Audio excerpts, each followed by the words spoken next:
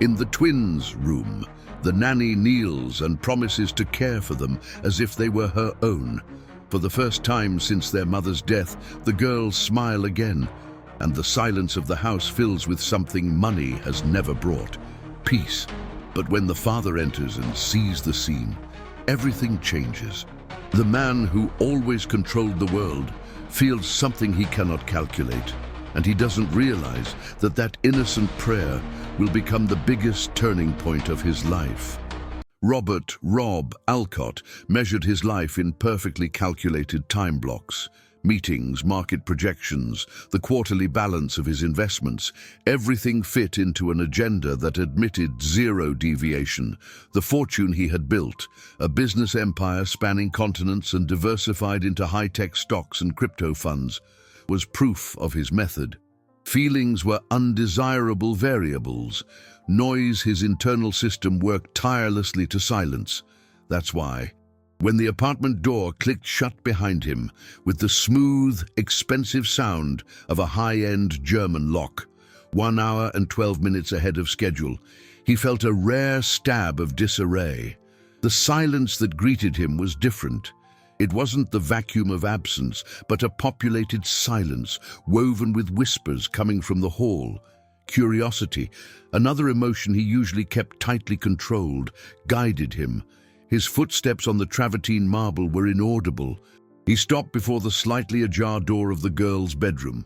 Ava and Chloe. The scene unfolding before his eyes paralyzed every muscle trained for action. The late afternoon glow of the city smog, a polluted liquid gold, filtered through the white linen curtains, silhouetting the three figures. His 7-year-old twin daughters, identical even in the way their chestnut curls fell over their shoulders, were kneeling on the plush rug. Between them, also kneeling, was Sophia Santos, the nanny he had hired less than 2 months ago. Their hands were joined, and their eyes, closed, were directed towards a small plaster angel, a simple piece likely purchased at a local craft fair, which stood out sharply against the room's expensive, minimalist decor. He heard Sophia's voice, a firm and sweet murmur, "And that we find the courage to learn how to smile again." The phrase hit Rob with the force of a punch. He, who offered the best preparatory schools, the finest clothes, a multi-million-dollar trust fund to guarantee their future, didn't know how to give his daughters back their smiles since Helena had left. He had always measured affection with results, with scheduled presents and gifts that compensated for absence. There, on the bedroom floor, without spreadsheets or business strategies, someone was simply present. Sophia didn't offer solutions, didn't promise miracles. She asked for courage. The simplicity of the gesture was so profound, it terrified him. He noticed the nervous tick in his right hand, the almost uncontrollable urge to straighten the ballerina painting that was hanging a millimeter crooked on the wall. It was his defense mechanism. When emotional chaos threatened to spill over, he ordered the physical world, but this time he remained motionless, a spectator in his own home, feeling like an intruder in the only scene that truly mattered. The girls murmured a soft "Amen," and the sound seemed to break a spell. Ava opened her eyes first, and her face lit up with a serenity Rob hadn't seen in months. Chloe, the more introspective twin, hugged Sophia's leg, a gesture of absolute trust. It was then that Sophia, as if sensing the weight of a gaze upon her, slowly turned her head. Her eyes, a deep, expressive brown, met his. Her breath caught visibly, and the flush of embarrassment rose to her face. The silence that settled between them was dense, laden with unasked questions and newly discovered feelings. In that instant, in the heart of a man who turned everything into capital, something incalculable was born, a spark that both frightened and attracted him in the same terrifying measure. The next morning broke cold and grey. The sky over the city the color of the rising concrete. Rob woke before his alarm, an event so rare it felt like a premonition. The image of the girls' room, bathed in the golden light of the previous afternoon, hadn't left him. Driven by an impulse his logic couldn't decipher, He walked down the silent corridor and stopped again before their door. The scene was repeated, but now in the soft light of dawn. The whispers were the same, and the small angel statue seemed like a silent guardian at the center of the circle of joined hands. He didn't feel like an intruder, but a hungry spectator, observing a form of wealth that his vast net worth could not buy. When the prayer ended, he backed away before they saw him, his heart beating with uncomfortable disarray. Minutes later, his tie perfectly knotted, ready for another day of acquisitions and capital management, he was intercepted in the entryway. "Daddy, stay one more minute," Chloe asked, her voice sleepy, her eyes large and supplicating. The driver was already waiting. The first meeting was unavoidable. His schedule was a multi-million-dollar puzzle, but he looked at his daughter's face, and, for the first time in years, a piece of the puzzle moved of its own accord. "I'll stay," he said, and the surprise on the girl's face was a dividend more valuable than any blue-chip stock on the market. He followed them to the kitchen, where the smell of fresh brewed coffee and freshly baked sourdough toast created an atmosphere he only knew from distant, hazy memories. Sophia was standing with her back to him, focused, and she startled when she saw him sit down at the table. The awkwardness from the night before still lingered. "Mr. Alcott, Daddy, can Sophia have breakfast with us?" Ava interrupted, already pulling out a chair for the nanny. Sophia went pale. "Girls, I need to pack your lunch bags. Get your uniforms ready." "It's all ready," Chloe said, pointing to the two backpacks perfectly aligned by the door, each with a small, colorful note tied to the zipper. Rob saw the notes and felt another pang of that strange emotion.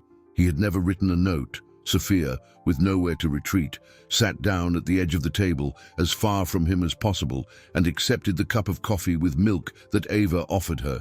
The coffee was simple, like a basic diner brew, but the warmth emanating from that table was something expensive. Dinners and deals closed with champagne toasts had never provided him.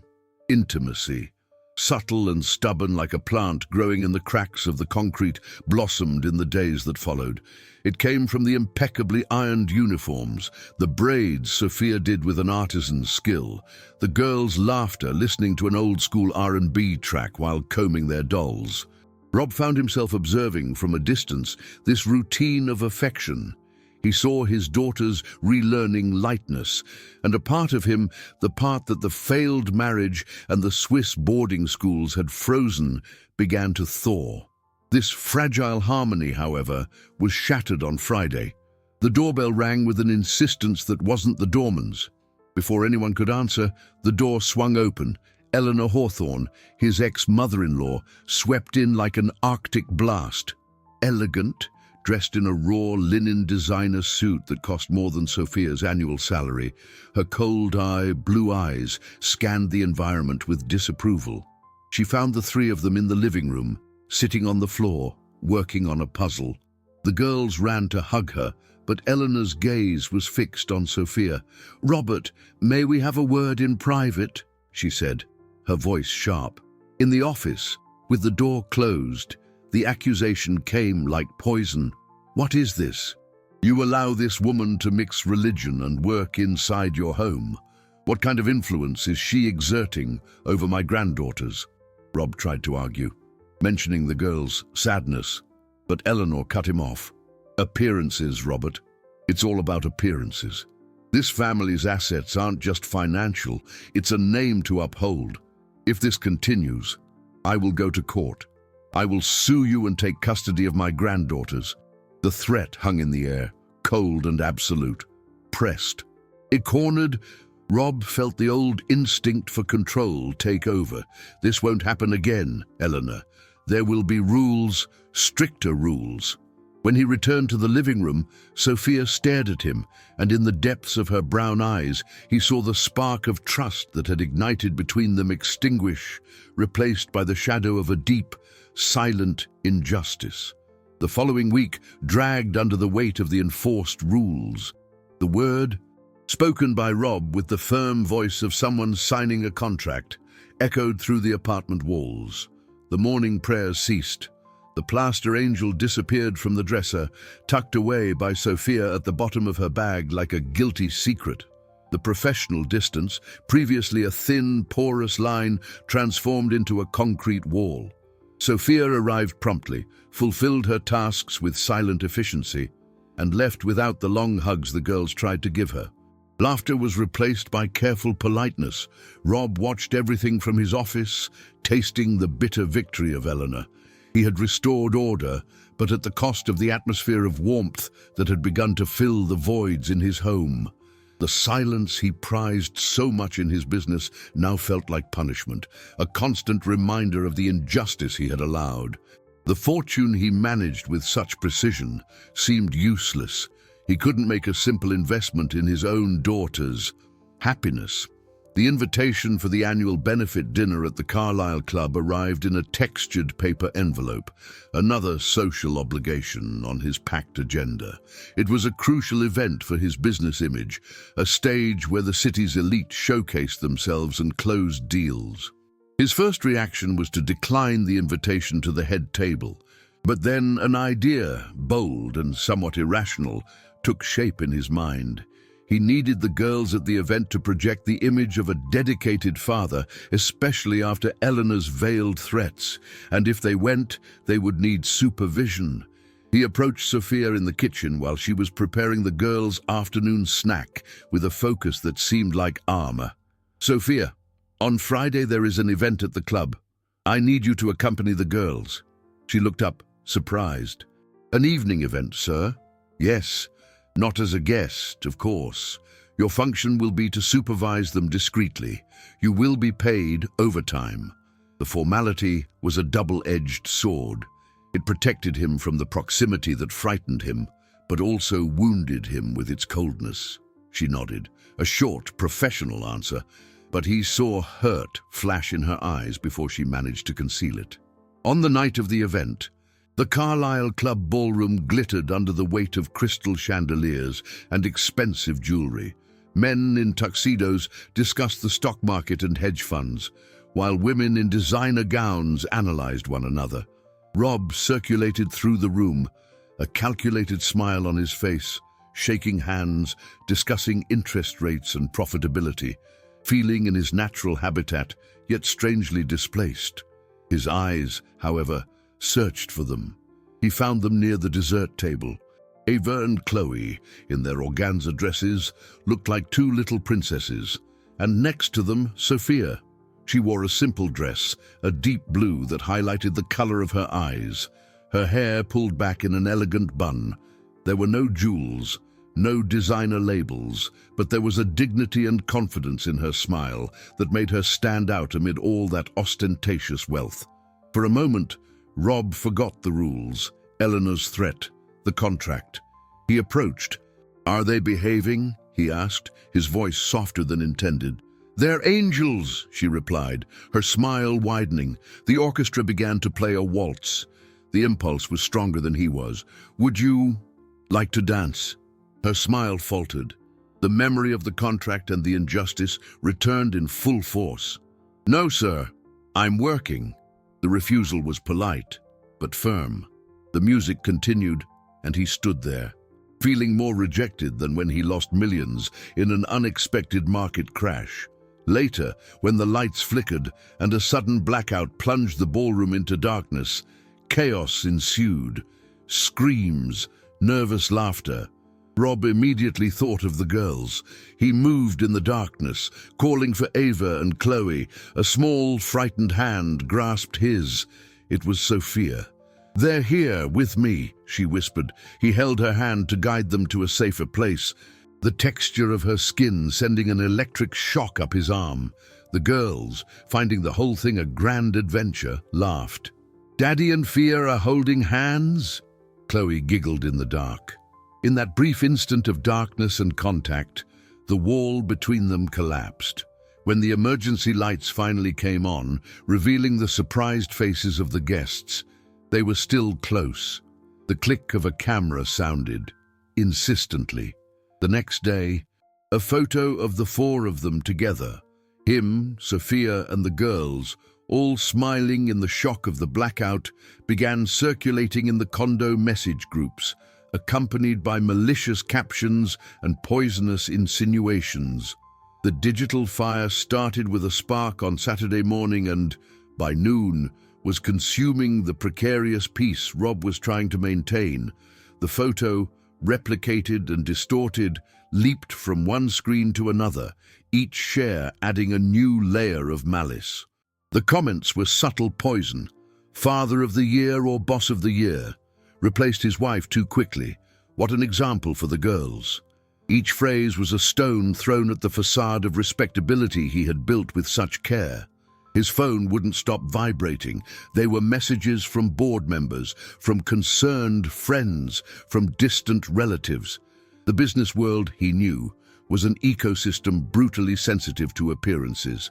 Reputation was an asset as valuable as any investment fund, and his was in free fall. The pressure culminated in an emergency meeting called for Monday, in his office overlooking the city that seemed to judge him from every window.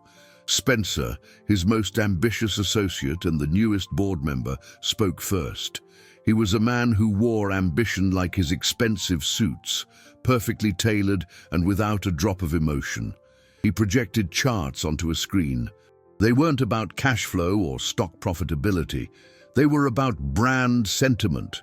Rob's image, which had always been associated with stability and control, now appeared linked to words like scandal and inappropriate. Your image, Robert, is the primary capital of the company, Spencer said, his voice polished and sharp. These rumors, however unfounded, represent a liability. We need to contain the damage before it affects investor confidence and next quarter's profit. The solution, for Spencer, was obvious and surgical. I suggest the immediate termination of the employee. It would send a clear message that there is nothing to hide and that the situation is under control. Rob felt his blood run cold. Firing Sophia, discarding her like a low-yield investment. The idea repulsed him with unexpected force. It's a personal matter. My private life is not the company's business, he retorted, his voice sharper than usual. For a man in your position, a multimillionaire whose life is followed by the media, the line between private and public is non-existent, Spencer argued, relentless. We have to protect the assets. Seeing the resistance in his boss's eyes, the associate strategically backed down and offered an alternative, a slower yet equally lethal poison. If termination is out of the question, then we need a drastic measure, a contractual clause, an addendum of conduct and distancing. It clarifies the limits, prohibits any interaction that is not strictly professional. It's a way to legally protect ourselves and appease the board. Rob hated the idea, hated its calculating coldness. But it was a way to keep her, a distorted and cruel way, but the only one his world offered him. That night, he called her into the office.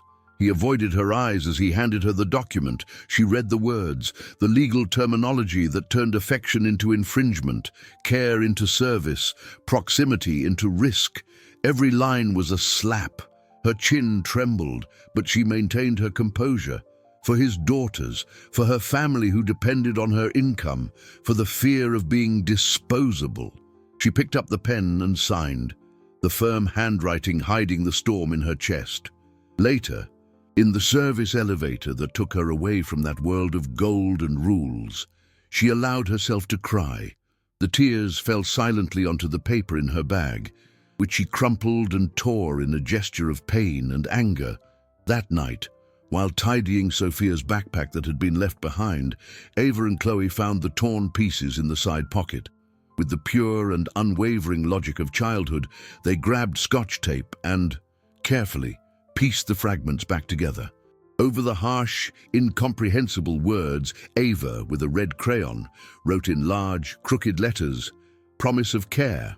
When Rob entered the room to say goodnight, they handed him the patched-up paper. He saw the absurd clause, his signature, her signature, and his daughter's innocent declaration. In that instant, the billionaire, the master of assets and liabilities, felt the crushing weight of his own incalculable bankruptcy.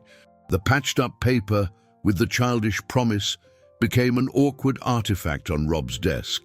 He looked at it between a teleconference about the gold market in Zurich and the analysis of a new cryptocurrency fund. It was a constant reminder of his cowardice, a silent testament to the abyss between the father he wanted to be and the executive he was. The atmosphere in the apartment became rarefied, like the air at high altitudes. Sophia moved like an efficient shadow, fulfilling the contractual addendum with a precision that wounded him with every gesture. There were no more notes in the lunch bags, conversations were monosyllabic, and the girls' laughter seemed to have lost its sparkle. They felt the tension, the absence of something they couldn't name. The silence was no longer peaceful. It was a silence of resignation. The rumors in the condo and the financial market died down, muffled by the demonstration of corporate strength, but at a devastating emotional cost. At the end of the third week, exhausted by that artificial peace, Rob made a decision that defied all his risk management logic. He needed to escape that toxic environment, the constant surveillance of his ex-mother-in-law, the judgmental looks. He needed fresh air, a setting where the rules of his world lost their grip. "We're going to a retreat in the Adirondacks this weekend," he announced during dinner, his voice sounding strange even to himself. The girls looked at him, their eyes wide with surprise and hope. "Just the three of us." "The four of us," he corrected, looking directly at Sophia for the first time in days. "You will come with us. It's a business trip." The excuse was flimsy, almost transparent, but it was the only one he allowed himself to use. Sophia hesitated, the conflict visible on her face. Going meant breaking the distance imposed upon her, but refusing would be abandoning the girls to a weekend with a father who was still learning to be present. "I'll pack the bags," she finally said, her voice low, accepting the risk of that undeclared truce. The mountains greeted them with a biting chill and a deep blue sky. The smell of pine and wet earth seemed to cleanse not just the lungs, but the soul. They stayed in a wood and stone cabin, with a crackling fireplace and windows that opened onto the green expanse of the mountains. The distance from the city and its invisible pressures worked a subtle magic. The girls, enchanted by the novelty, ran through the grass, laughed at the steam of their breaths in the cold air, and smeared themselves with hot chocolate. Gradually, the rigidity between Rob and Sophia began to dissipate. They found themselves sharing a complicit look when Chloe tried to catch a flake of mist with her hands, or laughing together when Ava declared that the blue hydrangeas looked like angel cotton candy. On the first night, after tucking the girls into bed, exhausted and happy, they sat in silence before the fireplace. The fire cast dancing shadows on the wooden walls, and the only sound was the crackling of the logs. It was Rob who broke the silence, his voice little more than a whisper. "I feel like an imposter," he confessed, the words coming out with painful difficulty. "An imposter as a father. I know how to build wealth, how to calculate the return on an investment, but I don't know how to care for my own daughters." He expected pity, maybe formal advice. Instead, Sophia looked at him with a seriousness that disarmed him. "No one is born knowing how to be a parent, Mr. Alcott. It's like anything else important. You learn, and almost always, you learn in public, making mistakes and trying again." The simplicity and depth of those words struck him. She wasn't judging him. She understood him. He leaned forward, the space between them diminishing, the firelight dancing in her eyes. The world seemed to shrink, summarizing itself to that moment, that warmth, the promise of a kiss that could rewrite all the rules. His phone rang, the jarring sound tearing through the enchantment. It was Eleanor. "I know where you are." Her voice was icy, victorious. "A staff member at the building informed me, if that woman is not back in the city tomorrow morning, my lawyer will file a suit for undue influence on Monday." The spell was broken. The trip ended there. The return to the city, under a light summer rain that streaked the windshield, was silent and heavy. The next day, a small note in a society column spoke of the inappropriate romantic weekend of a well-known billionaire. The truce was over. The war was declared. The return to the city was like plunging back into a tank of cold water. The weight of the wet asphalt, the incessant hum of the metropolis, and the insinuating headlines seemed to conspire to suffocate the fragile connection that had been born in the cold mountain air. The rules, once a wall, were now a fortress. Rob, cornered by Eleanor's legal threat and the media exposure, redoubled the distance. He locked himself in his office, immersed in dividend spreadsheets and market reports, using the complexity of business as a shield against the complexity of his feelings. Sophia, in turn, raised her own defenses. Her smile, once a source of light, became polite and distant. She focused on her task with an almost mechanical dedication, a survival mechanism to protect her heart from the pain of being seen as a threat, an undue influence. The apartment, which for a brief period had become a home, reverted to a workplace, silent and functional. The biggest victims of that Cold War were Ava and Chloe. Children are emotional seismographs. They feel the emotional tectonic plates shifting beneath the surface of routine, sensing the sadness that had settled like fine dust over everything. They decided to act with the direct, disarming wisdom of childhood. In the 5th week, using their savings squirreled away in a piggy bank, they secretly asked the doorman to buy ingredients at the neighborhood market. That night, as Sophia prepared to leave, the two pulled her by the hand into the living room. "Surprise!" they shouted in unison. In the center of the room, on the Persian rug, they had spread a flowered sheet. On top of it, plastic plates held chocolate spread dippy, star-shaped sandwiches, and a toy teapot filled with grape juice. "An indoor picnic," Ava announced, proudly. Sophia felt a knot in her throat. That simple gesture was an act of loving rebellion against the coldness that had taken hold of their lives. She sat down, allowing herself to enter the world the girls had created. Rob arrived later than usual, his face marked by the exhaustion of a tense meeting about the volatility of his stocks. He paused at the living room threshold, ready to retreat to his office, but the scene stopped him. His daughters, the woman who frightened and attracted him, sat under the soft light of a lamp, sharing a feast of innocence. "Daddy, come!" Chloe called, her mouth smeared with chocolate. He hesitated. Sitting on the floor seemed to break an invisible protocol. But the supplicating look in his daughter's eyes was an investment he couldn't afford to refuse. He loosened his tie, took off his jacket, and sat down with them. For an instant, the outside world vanished. Sophia, sensing the lighter mood, picked up her cell phone and, at an almost inaudible volume, played a classic Motown track, a song her mother used to listen to. The girls, on an impulse, transformed the room into an impromptu stage, dancing and singing awkwardly. Rob laughed, a genuine laugh that came from deep in his chest. Sophia joined him. In that moment, they weren't the boss and the employee. They were just two adults enchanted by the contagious joy of two children. It was the breath of the plot, a moment of pure happiness before the final storm. The doorbell rang, loud and authoritative. The door opened before anyone could get up. Eleanor walked in, and this time she was not alone. By her side, a man in a dark suit with a leather briefcase, the personification of legal threat. "Robert, it's over," she said, her voice icy. She threw a dossier onto the coffee table. "Inappropriate conduct, excessive proximity. I have everything documented.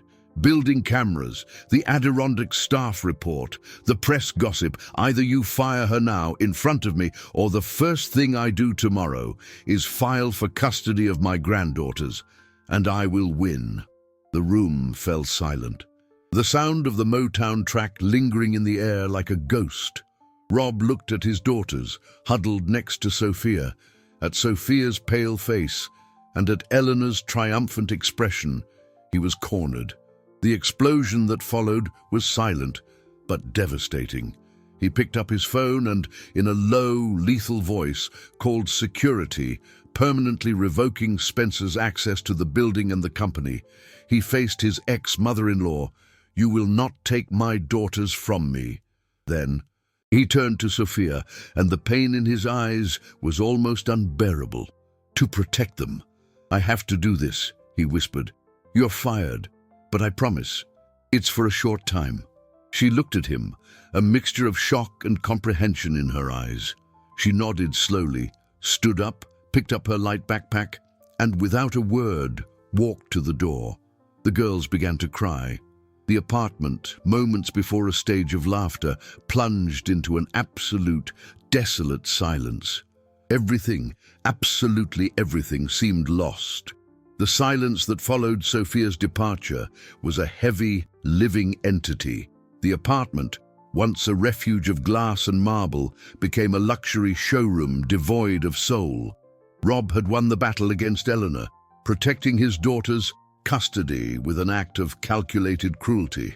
But the victory tasted like ashes. The girls erected a wall of silence against him. They no longer cried, they simply closed themselves off, moving through the house like small sleepwalkers, their eyes empty of all the joy Sophia had awakened. Laughter had been fired along with her. Rob tried to fill the void in the only way he knew how, with resources. An elite agency sent him a succession of candidates with impeccable resumes. The first spoke 3 languages and specialized in child pedagogy, but her rigidity scared the girls. The second was young and full of energy, but tried to buy their affection with expensive gifts, a tactic that the daughters of a master of the same art, recognized and rejected. None of them could soothe Chloe's low crying in the middle of the night. None of them knew that Ava would only eat her sandwich if the crust was cut off. He was discovering that genuine care wasn't a service that could be outsourced or optimized. It was an intangible, irreplaceable asset, and he had liquidated his in the most brutal way possible. Meanwhile, in East Riverside, in a modest duplex where the smell of a neighbor's cornbread wafted through the window, Sophia tried to mend her own heart. The worry on her mother's face was an extra burden. "You need to look for another job, daughter. The bills won't wait," she said, with the gentle voice of someone who knows the hardness of life. Sophia knew she was right. Her income was vital to the family, but the thought of entering another house, of caring for other children, felt like a betrayal. She picked up the small plaster angel, which now rested on her bedside table, and held it tightly, remembering the simple faith that sustained her. She decided she wouldn't look for anything until the pain in her chest subsided, until the sensation of having been discarded like a defective asset stopped haunting her dreams. Money was a necessity, but her dignity was her only true wealth. The turning point didn't come with a bang, but with a digital whisper. One sleepless night, Rob wandered through his office, the city silently pulsing below. He couldn't focus on the Asian stock market charts. His fortune seemed irrelevant. On his mahogany desk, forgotten, was the tablet the girls used for educational games. He picked it up to put it away in their room, but the screen lit up, showing the open audio files folder. There were several files with children's song names, but one caught his attention. The name was Family Secret. Curiosity, mixed with desperation, made him press play. The first thing he heard was the muffled sound of giggles and Chloe's whisper, "Is it recording?" Ava's voice answered, "I think so, hiding in Daddy's office." He remembered a day, weeks ago, when he found them playing spies under his desk. He hadn't paid attention. Then, Ava's voice, clear and serious, sounded through the device's speakers. "Daddy, do you promise?" There was a pause, and he heard the distant sound of his own voice on the phone, a business murmur. And then the question that would change everything, spoken in unison by the two childish voices. Promise we'll be a family that prays and plays again with fear. The audio ended with a click. Rob was paralyzed, the tablet in his hands. It wasn't a recording of a forced prayer. It was a request, a pure, desperate wish for a family that he himself had dismantled. Eleanor's accusation of undue influence crumbled, revealing the cruel lie it was. In that instant, the man trained not to fail understood the magnitude of his mistake. He hadn't protected his daughters. He had betrayed them. A cold, cutting clarity took hold of him. The war wasn't over. In fact, it was just beginning. The recording was the final stone needed to move the mountain of Rob's inertia. That audio, so pure and unpretentious, was irrefutable proof that he had been fighting the wrong war with the wrong weapons. His damage control strategy, firing Sophia, had been a catastrophic mistake, an emotional liability accumulating at compound interest with every day of his daughters. Silence. The next morning, he didn't go to the office. He cancelled all meetings, ignored the insistent calls from board members concerned about the power vacuum. For the first time, he put his family as the top item on the agenda, the only investment that truly mattered. He knew he needed to fix things, but not with money or orders. He needed a gesture that carried the same weight and truth as his daughter's request. He remembered something Sophia had casually mentioned weeks earlier, about a small community project in her neighborhood that distributed blankets and food to families in need during cold snaps. She spoke of the project with a glow in her eyes, describing the dignity of the people they helped and the importance of a warm gesture on a cold night. It was a vague memory, but it was enough. He made some calls, used his network not to close a multi-million-dollar deal, but to locate the leader of that small community group. In less than an hour, he had a name and an address. Then he did something he hadn't done in years. He went down to the garage and chose to drive himself, dismissing the chauffeur. The luxury car, silent and armored, seemed like a spaceship traversing the congested streets, leaving the bubble of wealth of Park Avenue and entering the vibrant, pulsing reality of East Riverside. A summer storm, one of those quick and violent ones, poured down on the city, turning streets into rivers and the sky into a grey gloom. Traffic stopped. The water rose dangerously. It was then that a coincidence, justified by the geography of the city's chaos, intervened. Stuck in a monumental traffic jam, he saw unusual movement on a side street. People ran in the rain, carrying plastic bags, organizing an improvised shelter point in a church garage. The street was one of those the GPS indicated as access to the address he was looking for. Moved by an impulse, he parked the car in a higher spot and walked through the torrential rain. And then he saw her, Sophia. She wasn't crying or lamenting the loss of her job. She was at the center of the action, her hair drenched, her simple clothes clinging to her body, but her expression firm, her voice clear, organizing the distribution of blankets and hot coffee. She coordinated the volunteers with a natural calm and authority he had never seen in her. The same skill she used to organize his daughters, routine with caring notes, was now used to bring order and hope to the chaos of a flash flood. She wasn't just caring, she was leading. He stood still, the rain running down his face, mixing with an emotion he couldn't name. It was admiration, it was respect, it was the overwhelming understanding that this woman's strength didn't reside in her simplicity or her faith, but in her innate ability to build, to care, to transform. Seeing her there in her element, leading with a dignity no fortune could buy, he understood the truth in its totality. He didn't just want a nanny for his daughters, he didn't want a substitute for the mother they lost. He wanted her presence, whole, not just in his apartment, but in his life. Not as an employee he paid a salary, but as a partner who would teach him the value of what his money, his assets, and his capital could never acquire. The storm outside was violent, but the one that had calmed within him, with the certainty of what he needed to do, brought a peace he hadn't felt in a very long time. The sight of Sophia commanding the aid distribution in the flood was the final catalyst.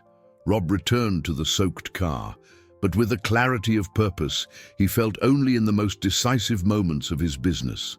He was no longer reacting to Eleanor's threats or the board's pressures. He was, for the first time, acting from an internal conviction, a new type of investment whose return would not be measured in profit, but in integrity. The first call he made, still with the sound of rain beating on the car roof, was to his lawyer. The conversation was short and direct. He wanted to know all the details of the prenuptial agreement he had signed with Helena and the legal terms of the girl's custody. He needed to know the ground he was stepping on, to map all legal liabilities before launching his offensive. The second call was to the chairman of his company's board. He convened a press conference for the following morning. The topic, he said, would be the future of the company's social responsibility pillar. The chairman was confused, but the determination in Rob's voice left no room for questions. That same night, he did something even more radical. He went into his home office and started working, but not on his own businesses. He researched foundations, institutes, social projects. He used his ability to analyze capital structures and cash flows to design the skeleton of a new organization, a permanent foundation with a robust capital fund financed by a percentage of the annual dividends of his companies. The objective, to support grassroots community projects, exactly like the one Sophia led so naturally. He wasn't just creating a charity project to clean up his image. He was building a bridge, a solid and ethical structure that could, perhaps, connect him to her in a way that wasn't based on subordination. While Rob was drafting his plan, another piece of the puzzle fell into place, revealing the extent of the manipulation he had been subjected to. An anonymous email arrived in his corporate inbox. It was from an employee in the legal department, someone who clearly feared for their job, but whose conscience weighed too heavily. The email contained a copy of an exchange of messages between Spencer, the ambitious associate, and Eleanor. The messages proved, without a shadow of a doubt, that the conduct and distancing clause wasn't Spencer's idea to protect the company. It had been Eleanor's suggestion, articulated with the associate, with a clear objective, to create an unsustainable situation for Sophia, forcing her to make a mistake or resign. The termination wasn't a side effect of the scandal. It was the main goal from the start. The photo at the club, the notes in the society column, everything had been orchestrated to corner him. He hadn't just been a flawed father, he had been a pawn in a cruel game. The anger he felt was cold and precise. He now had the recording from his daughters and proof of the conspiracy. He had the weapons he needed. But the victory he sought was no longer about defeating Eleanor or punishing Spencer. It was about redemption. The press conference the next morning was well attended. The media, drawn by the scent of scandal, expected a statement about his personal life. Instead, Rob, with the dark circles of someone who hadn't slept, but with a firm posture, ascended the podium and announced the creation of the New Start Fund. He spoke about the importance of care, community, dignity, and then came the masterstroke. An organization like this needs leadership that understands people, not just spreadsheets, he said, looking directly at the camera. Therefore, the directorship of the fund will be handed over to the person who inspired me to create it, a woman of admirable integrity and leadership capacity, Sophia Santos. The name hung in the air. The board, watching from a meeting room, was furious with the unilateral decision. Eleanor, watching the broadcast from her living room, felt the floor drop out from under her feet. The public reaction, however, was immediate and overwhelmingly positive. The story of the billionaire businessman recognizing the importance of care and handing power to a nanny was too powerful, too human. He hadn't just changed the rules of the game, he had flipped the board. The news exploded like a supernova. Within hours, Sofia Santos's name was on every news portal.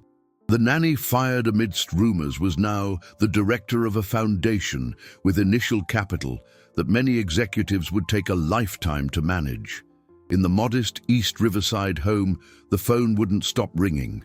They were reporters, curious friends, distant relatives who never called. Sofia watched the press conference on the kitchen television, her heart beating fast. She saw Rob's gaze, the firmness in his voice, and felt a whirlwind of conflicting emotions. Shock, gratitude, fear. He hadn't just cleared her name, he had elevated her to a height that made her dizzy. Her mother, with tears in her eyes, hugged her. "I always knew you were special, my daughter. It's your inheritance of goodness bearing fruit." But for Sofia, the grandeur of the gesture was also frightening. It was a spotlight she had never asked for, an immense responsibility. And above all, it was a bond with Rob that was now public, official, yet still terribly complicated. The reaction on the other side of the city was, as expected, seismic. The company board was in an uproar. Rob's decision, made without consultation, was seen as an act of recklessness, an unnecessary risk to the company's assets.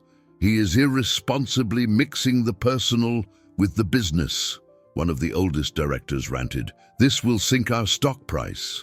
Spencer, the associate, was summarily fired, expelled from the empire he had coveted so much, but the damage to his reputation was already done. The greatest fury, however, came from Eleanor. Rob's maneuver had not only disarmed her, but had turned her into a villain in the public eye. The narrative was now not about a neglectful father and a conniving nanny, but about a cruel grandmother and a businessman who had redeemed himself. She called Rob, her voice hissing with hatred. "You think you've won. You just gave me more reason to fight for custody of my granddaughters. I will prove you are unstable, impulsive, and that this woman now has even more influence over you." The threat was real. The legal battle would be bloody, and in the middle of it would be Ava and Chloe. Rob knew his next step was the most crucial. Announcing the foundation was a public declaration. Now he needed a personal declaration. That night, he made the journey to East Riverside once more. This time, he wasn't alone. Ava and Chloe, sensing the change in atmosphere, the hope that had returned to the air, went with him without hesitation. He parked the car at the end of the quiet street, lit by yellow streetlights. He took each daughter's hand and walked to the light-walled duplex. Sofia was at the window, as if waiting for him. She came down and stopped at the door, her heart pounding. The girls, seeing her, couldn't contain themselves. They let go of their father's hands and ran, hugging her with the force of weeks of accumulated longing. "Fia, you're back!" they cried between tears and laughter. Rob approached slowly, his heart exposed. There, under the humble streetlight, far from the skyscrapers and meeting rooms, he felt more like himself than ever before. "Sofia," he began, his voice choked, "what I did was unforgivable. I broke your trust and hurt my daughters to save myself. There is no excuse." He paused, searching for the right words. "What I announced today is not a way to buy you or tie you to me. It's the least I could do to repair a mistake and to honor the person you are, but that's not what I came to ask." He looked at his daughters, embracing her, and then back at her eyes. "I didn't come to offer you a job. I came to ask for a chance to build something, the four of us, not to hide what we feel, but to do it the right way, with clear rules, with respect, with truth." He extended his hand, not as a boss, but as a man asking permission to enter her world. "I want you in my life, in their lives, not as an employee, as you." The proposal hung in the air, more terrifying and more wonderful than any business offer he had ever made. Rob's hand remained extended in the warm night air, a silent invitation that contained a universe of possibilities and risks. For Sofia, That gesture was the materialization of everything she feared and at the same time desired. His world, with its ruthless codes and overwhelming wealth, frightened her. She had grown up learning that people like her were disposable in those circles, replaceable pieces in a game of power and money. Accepting that hand meant stepping into unknown territory, where her heart would be the main asset at risk. But then she looked down at the faces of Ava and Chloe, who looked up at her with a hope so pure and absolute that it hurt. They didn't see the class difference, the social abysses. They saw only the possibility of getting back the security and affection that had been stolen from them. And she looked at Rob, at the vulnerability in his eyes, an expression she never imagined seeing on the face of the controlling man she had known. He wasn't offering a contract. He was offering a start. Slowly, she raised her hand and placed it on his. His skin was cool, hers warm. A tremor ran through her body.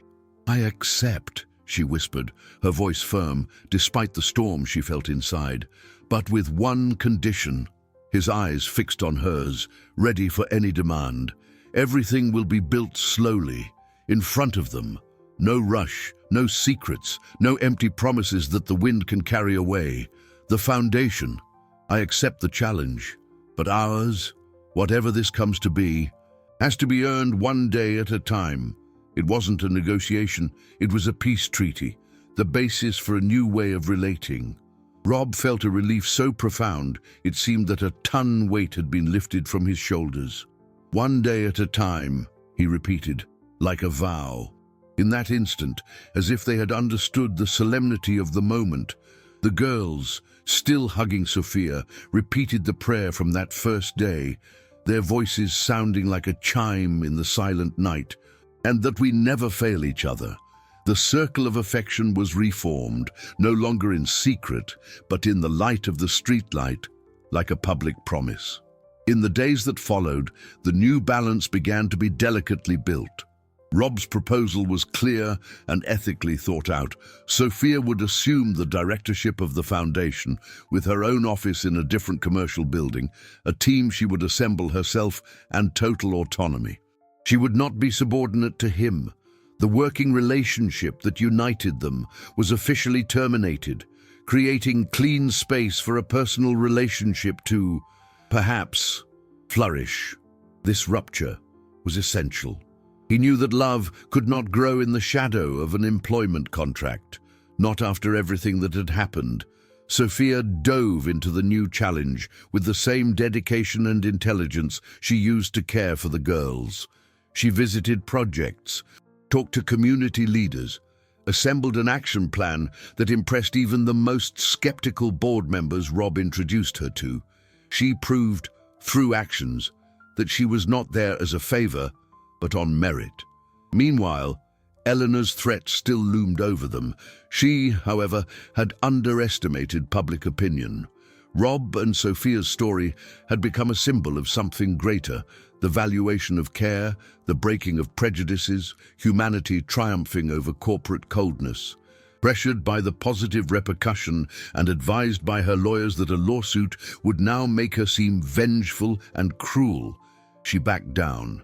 Rob, in a gesture of peace, invited her to visit the Foundation's provisional headquarters. Eleanor went, armed with her usual suspicion, but upon seeing the space, Sophia's energy, the projects that were already beginning to take shape, and hearing from one of the benefited mothers how a simple food basket had changed her family's perspective, something in Eleanor's ice armor began to crack. She saw children from different neighborhoods, including the luxury condo where she lived, playing together in an art workshop. Touched by the real and undeniable impact of the work being done, she, in a private conversation with Rob, formally renounced any legal action for custody of her granddaughters. The war, finally, had ended. Peace, however, would have its own cost. The end of Eleanor's legal threat removed the last major external obstacle, but revealed even more clearly the internal challenges Rob and Sophia would have to face. The newly won peace was fragile, a new ground where both walked cautiously. The city continued its frantic pace, oblivious to the private drama unfolding between one of the country's wealthiest men and the woman who had turned his world upside down. Their romance did not blossom over expensive dinners or exotic trips, but in the interstices of daily life. It matured between foundation planning meetings, where Sophia's intelligence and passion enchanted him, and coffee shop visits near the girls' school, where her simplicity grounded him. It grew in the laughter of Ava and Chloe in the back seat of the car, a sound that became the soundtrack of their new life. It wasn't easy, it wasn't fast, and that was exactly why it became real. The moment of greatest tension, the emotional climax of their journey, did not happen with a confrontation, but with a choice. Rob received an irresistible proposal from an Asian conglomerate for a joint venture that would expand his business exponentially. It was the biggest deal of his career, the type of opportunity that defines a legacy in the world of finance, consolidating his billionaire status. There was, however, one insurmountable condition. He would have to move to Singapore for at least 5 years to lead the operation. The news fell like a bomb on the fragile ecosystem they were building. The Rob of 6 weeks ago would have accepted without blinking. It would be the perfect escape, the definitive validation of his success, proof that he was still the master of the business universe. He caught himself analyzing the proposal. The old habit of measuring life in profit and asset spreadsheets returning with force, moving countries, taking the girls, offering Sophia a life of expatriate luxury. On the surface, it seemed like the ideal solution. He invited her for dinner, not at a trendy restaurant, but at the apartment, after the girls slept. He cooked the meal, an awkward gesture she found charming. He laid out the proposal, the numbers, the grandeur of the project. He talked about the future, about international schools for the girls, about the opportunities. As he spoke, he watched her face. Sophia listened in silence, her expression unreadable. She didn't interrupt him. When he finished, she didn't talk about the money, the fortune, or the luxury. She asked a single question: "And your promise, that audio of theirs, a family that prays and plays again? How do we do that on the other side of the world, far from everything that brought us here? Far from my mother, far from the work that gives my life meaning, far from this city that, with all its flaws, is our foundation." The question hit him with the force of a revelation. He was once again trying to transform feeling into agenda, trying to organize happiness into a new business spreadsheet. He realized that the true wealth was not in the expansion of his capital in Singapore, but in that kitchen, in the presence of that woman who challenged him to be better, in the sound of his daughters breathing in the next room. He stood up, walked to the large window overlooking the West Side Highway, and looked at the city lights. He, the man who accumulated a fortune investing in stocks and bitcoins, was facing the biggest investment of his life. And the return would not be measured in dollars or euros, but in something infinitely more valuable. He turned to her, his eyes shining with a certainty he had never felt before. "You're right," he said, his voice firm. "My place is here." He picked up his phone and, in front of her, wrote a short, definitive email declining the biggest offer of his life. In that instant, kneeling not out of guilt or fear, but out of immense and overwhelming gratitude, he asked her to marry him. He was no longer just learning to be a father, he was learning to be a complete man. And she, seeing the naked truth of that sacrifice, cried, and amidst the tears, said yes. The nanny, who once feared being disposable, had discovered that she was, in fact, indispensable, precisely because she knew how to care for everything money couldn't buy. Sophia's yes, whispered through tears of relief and joy, wasn't a period, but the beginning of a new chapter, one they would write together, with the ink of patience and mutual respect.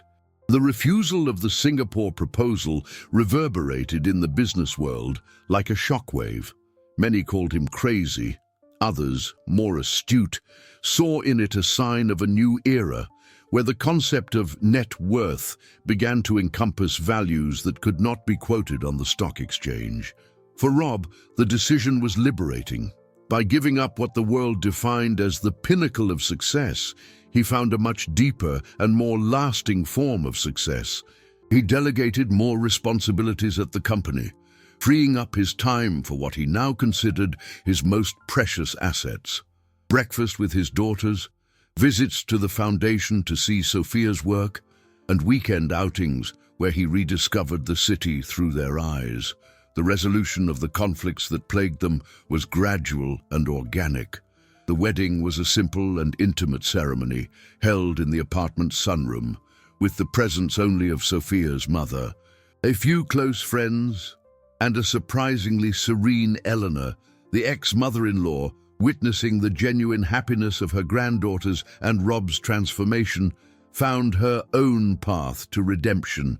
She became one of the biggest donors to the New Start Fund, channeling her energy and influence into a cause that finally gave meaning to her family legacy. Her relationship with Sophia would never be one of warm friendship, but it settled into a territory of mutual respect, a silent armistice, sealed by the love they both felt for the girls. For Sophia, the transition was perhaps the most complex. She had to learn to navigate a world of privilege without losing her essence. Public exposure was a challenge. The criticism and the praise came in equal measure. Some saw her as a modern fairy tale, others as a social climber.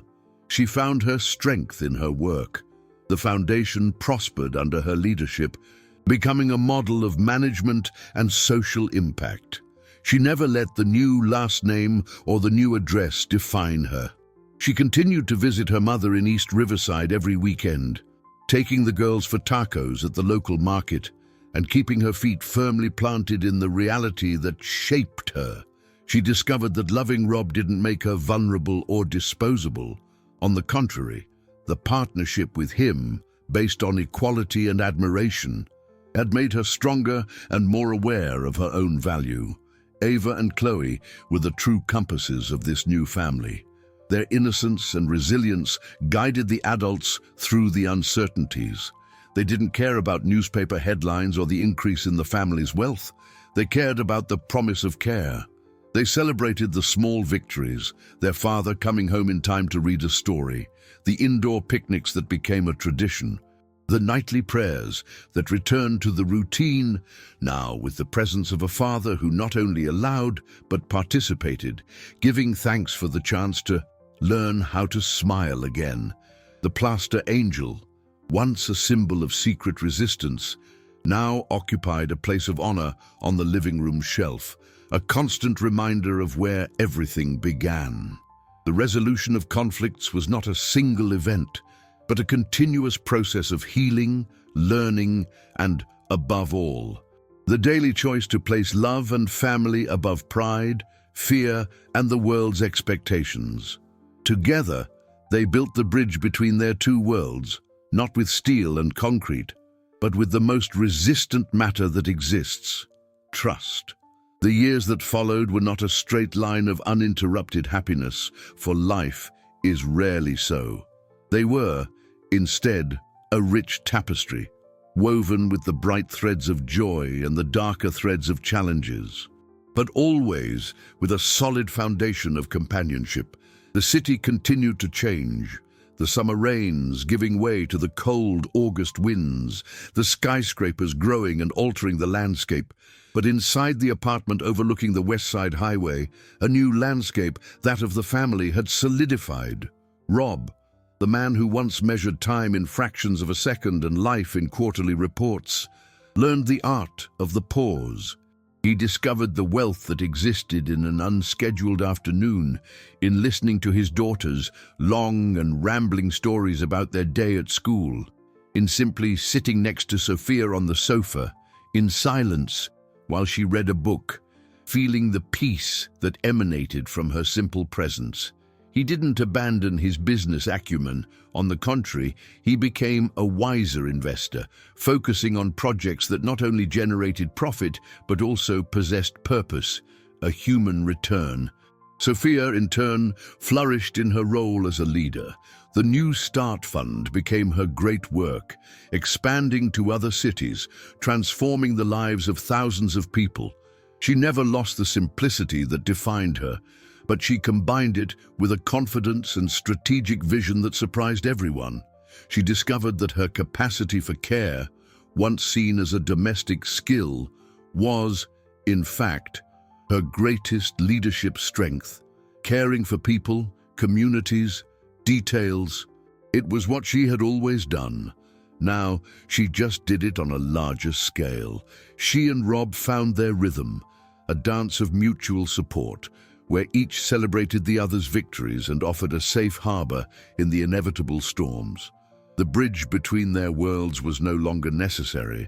They had built a new world, one that was only theirs, made of toast and board meetings, whispered prayers and international trips, simple faith and complex plans. On a spring afternoon, on the 10th anniversary of the day they met, Rob took Sophia and the girls, now vibrant teenagers, for a picnic, not in an expensive park, but in the simple neighborhood square where Sophia grew up.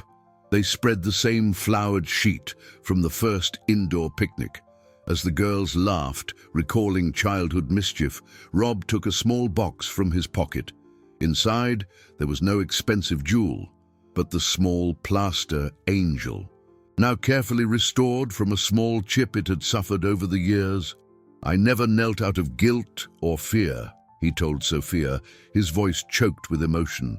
"But I kneel today out of pure gratitude. You taught me that the greatest wealth a man can have is not stored in a bank, but in the hearts of the people he loves. You and they are my entire treasure." Sophia took the small statue, the object that symbolized the beginning of everything, and smiled, her eyes tearing up. She didn't need grand declarations. Their love was in the daily gestures, in the family they built, in the resilience they proved to have. She looked up at the blue sky, at the daughters who were the best of both of them, and at the man who learned to find strength in vulnerability. The journey had been difficult, full of obstacles and pain, but every step, every tear, every choice had brought them here and there. Sitting on the grass of a square in East Riverside, holding hands with her family, she understood the deepest truth of her story. It wasn't a fairy tale about a nanny who married a millionaire. It was a story about two people who, coming from opposite worlds, found each other in the only